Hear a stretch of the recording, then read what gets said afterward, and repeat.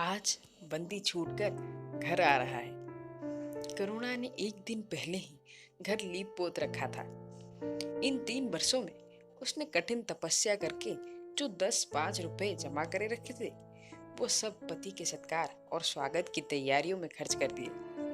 पति के लिए धोतियों का नया जोड़ा लाई थी, नए कुर्ते बनवाए थे, बच्चे के लिए नए कोट और टोपी की आयोजन की थी। बार बार बच्चे को गले लगाती और प्रसन्न होती।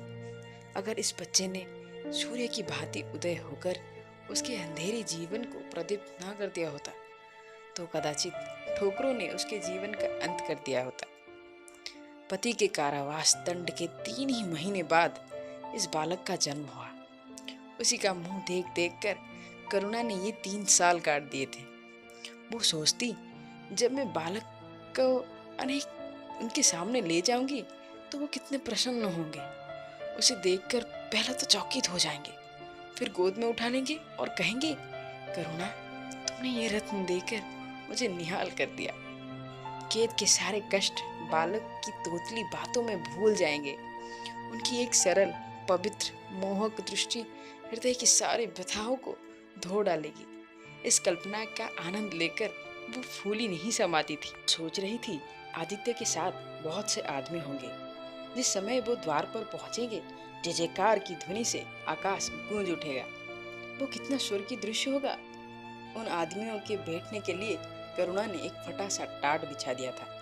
कुछ पान बना दिए थे और बार बार आशामय नेत्रों से द्वार की ओर ताकती थी। पति, वो सुदृढ़, उदार, तेजपूर्ण मुद्रा बार बार आंखों में फिर जाती थी। उनकी वे बातें बार बार याद आती थी जो चलते समय उनके मुख से निकलती थी। उनका वो धैर्य, वो आत्मबल जो पुलिस के प्रहारों के सामने भी अटल रहा था। वो मुस्कुराहट जो उस समय भी उनके अधरों पर खेल रही थी। वो आत्माभिमान जो उस समय भी उनके मुख से टपक रहा था। क्या करुणा के हृदय से कभी विस्फोट हो सकता था? उसका स्मरण आते ही करुणा के निस्तेज मुख पर आत्मगौरव की लालिमा छा गई। यही वो अवलंब था जिसने इन 3 वर्षों में घोर यातनाओं में भी उसके हृदय की आश्वासन दिया था। कितनी ही रात आंखों से गुजरी, बहुधा घर में दीपक जलने की नौबत भी ना आती थी, पर देवता की आंसू कभी उसकी आंखों से न गिरे। आज उन सारी विपत्तियों का अंत हो जाएगा। पति के प्रगाढ़ आलिंगन में वो सब कुछ हंसकर झेल लेगी। वो अनंत निधि पाकर फिर उसे कोई अभिलाषा ना रहेगी। गगनपथ की चीरगामी लपका हुआ विश्राम की ओर चला जाता था, जहाँ संध्या ने सुनहरा फर्श सजाया था और उज्जवल पुष्पों की सेज बिछा रखी थी। उसी समय करुणा को एक आदमी लाठी टेकता आता दिखाई दिया, मानो किसी जीर्ण मनुष्य की वेदना धुनी हो। पग पग पर रुककर खांसने लगता था। उसकी सिर झुका हुआ था। करुणा उसके चेहरा ना देख सकती थी, लेकिन चाल ढाल से कोई बूढ़ा आदमी मालूम होता था। पर एक क्षण में जब वो समीप आ गया तो करुणा पहचान गई, वो उसका प्यारा पति ही था। किंतु शोक, उसकी सूरत कितनी बदल गई थी। वो जवानी, वो तेज, वो चपलता, वो सुगठन सब प्रस्थान कर चुका था। केवल हड्डियों का एक ढांचा रह गया था। ना कोई संगी, ना साथी, ना यार, ना दोस्त। करुणा उसे पहचानते ही बाहर निकल आई, पर आलिंगन की कामना हृदय में दबकर रह गई। सारे मनसूबे धूल में मिल गए। सारा मनोल्लास आंसुओं के प्रभाव में बह गया, विलीन हो गया। आदित्य ने घर में कदम रखते ही मुस्कुराकर करुणा को देखा, पर उस मुस्कान में वेदना का एक संसार भरा हुआ था। करुणा ऐसी शिथिल हो गई मानो हृदय का स्पंदन रुक गया हो। वो फटी हुई आंखों से स्वामी की ओर टकटकी बांधे खड़ी थी, मानो उसे अपनी आंखों पर अब भी विश्वास न आता। या दुख का एक शब्द भी उसके मुंह से ना निकला। बालक भी गोद में बैठा हुआ सहमी आंखों से इस कंकाल को देख रहा था और माता की गोद में चिपटा जाता था। आखिर उसने कातर स्वर में कहा, ये तुम्हारी क्या दशा है? बिल्कुल पहचाने नहीं जाते? आदित्य ने उसकी चिंता को शांत करने के लिए मुस्कुराने की चेष्टा करके कहा, कुछ नहीं, जरा दुर्बल हो गया हूँ। तुम्हारे हाथों का भोजन पाकर फिर सुस्त हो जाऊंगा। करुणा ने कहा, छी, सूखकर कांटा हो गए? क्या वहां भरपेट भोजन नहीं मिलता? तुम कहते थे राजनीतिक आदमियों के साथ बड़ा अच्छा व्यवहार किया जाता है, और वो तुम्हारे साथी क्या हो गए जो तुम्हें आठों पहर घेर रहते थे और तुम्हारे पसीने की जगह खून बहाने के लिए तैयार रहते थे? आदित्य की तैयारियों पर बल पड़ गए। बोला, ये बड़ा ही कटु अनुभव है करुणा। मुझे न मालूम था कि मेरे कैद होते ही लोग मेरी ओर से यूं आंखें फेर लेंगे, कोई बात भी ना पूछेगा। राष्ट्र के नाम पर मिटने वाले का यही पुरस्कार है? ये मुझे ना मालूम था करुणा। जनता अपने सेवकों को बहुत जल्द भूल जाती है, ये तो मैं जानता था, लेकिन अपने सहयोगी और सहायक इतने बेवफा होते हैं, इसका मुझे ये पहली बार अनुभव हुआ। लेकिन मुझे किसी से शिकायत नहीं। सेवा स्वयं अपना पुरस्कार है। मेरी भूल थी कि मैं इसके लिए यश और नाम चाहता था। करुणा ने कहा, तो क्या वहाँ भोजन भी नहीं मिलता था? आदित्य ने कहा, ये ना पूछो करुणा, बड़ी करुण कथा है। बस यही गनीमत समझो कि जीता लौट आया।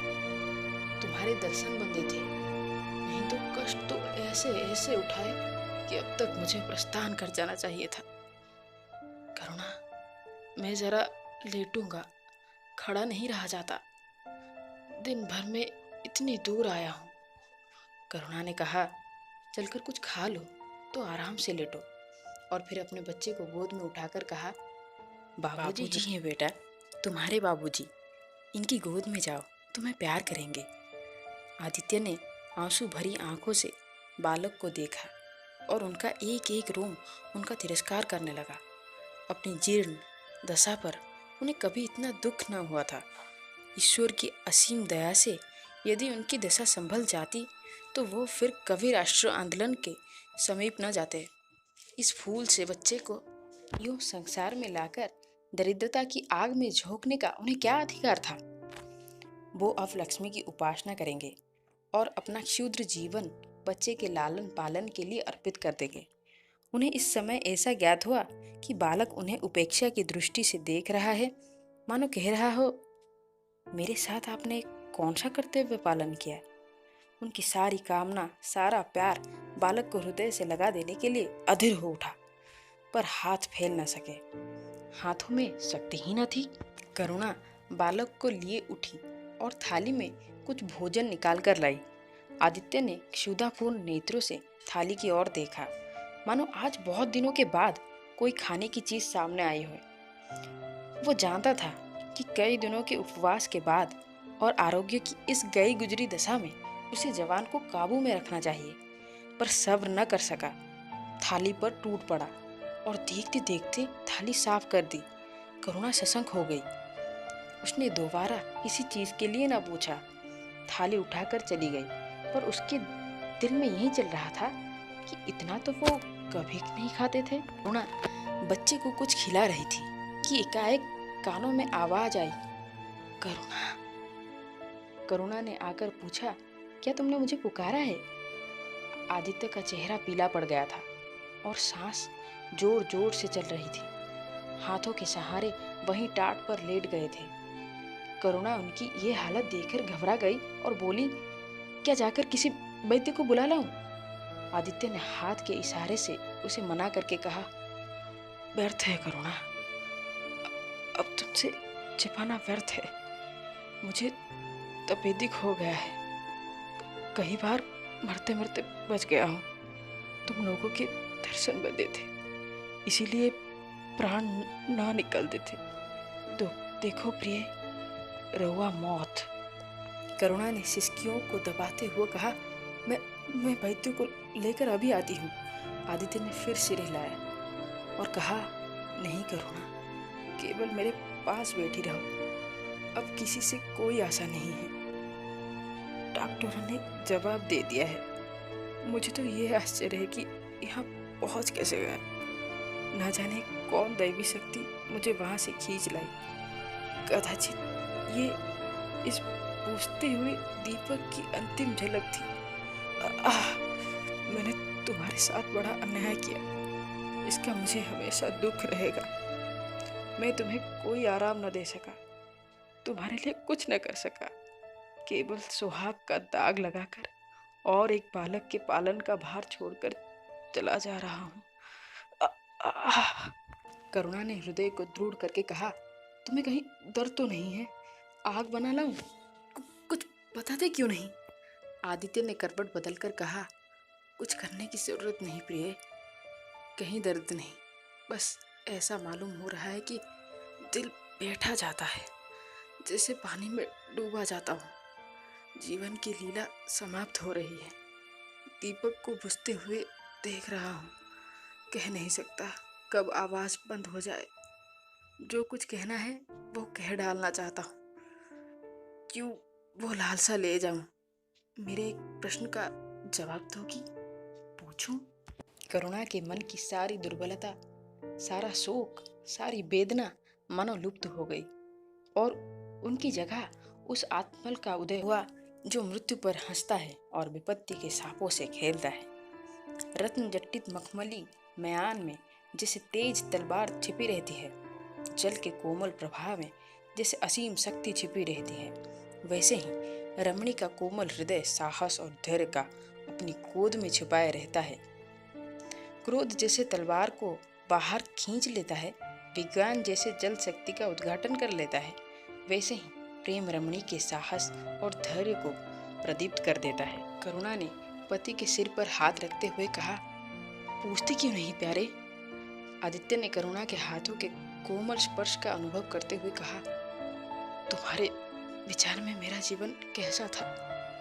बधाई की योग। देखो, तुमने मुझसे कभी पर्दा नहीं रखा। इस समय भी स्पष्ट कहना, तुम्हारे विचार में मुझे अपने जीवन पर हंसना चाहिए या रोना चाहिए? करुणा ने उल्लास के साथ कहा, ये प्रश्न क्यों करते हो प्रियतम? क्या मैंने तुम्हारी उपेक्षा कभी की है? तुम्हारा जीवन देवताओं का सा जीवन था, बिल्कुल निस्वार्थ, निर्लिप्त और आदर्श। विघ्न बाधाओं से तंग आकर मैंने तुम्हें कितनी ही बार संसार की ओर खींचने की चेष्टा की है, पर उस समय भी मैं मन में जानती थी कि मैं तुम्हें ऊंचे आसन से गिरा रही। अगर तुम माया मोह में फंसे होते तो कदाचित मेरे मन को अधिक संतोष होता, लेकिन मेरी आत्मा को वो गर्व और उल्लास न होता जो इस समय हो रहा है। मैं अगर किसी को बड़े से बड़ा आशीर्वाद दे सकती हूँ तो वो यही होगा कि उसका जीवन तुम्हारा जैसा हो। ये कहते कहते करुणा का आवाहन मुखमंडल ज्योतिर्मय हो गया, मानो उसकी आत्मा दिव्य हो गई। आदित्य ने स्वर्ग नेत्रों से करुणा को देखकर कहा, बस अब मुझे संतोष हो गया। करुणा, इस बच्चे की ओर से मुझे कोई शंका नहीं है। मैं उसे इससे अधिक कुशल हाथों में नहीं छोड़ सकता। मुझे विश्वास है कि जीवन भर ये ऊंचा और पवित्र आदर्श सदैव तुम्हारे सामने रहेगा। बस अब मैं मरने के तैयार हूँ। तो दोस्तों, यहाँ पे कहानी का प्रथम भाग खत्म होता है और द्वितीय भाग जानने के लिए बने रहिए मेरे साथ। दोस्तों, होप आप सभी को ये कहानी अच्छा लगा हो। अगर अच्छा लगे तो कहानी का बेस्ट पार्ट और most sad part comment section में जरूर लिखना। पसंद आए तो लाइक करना और आप जैसे स्टोरी लवर्स को शेयर करना और सब्सक्राइब करना।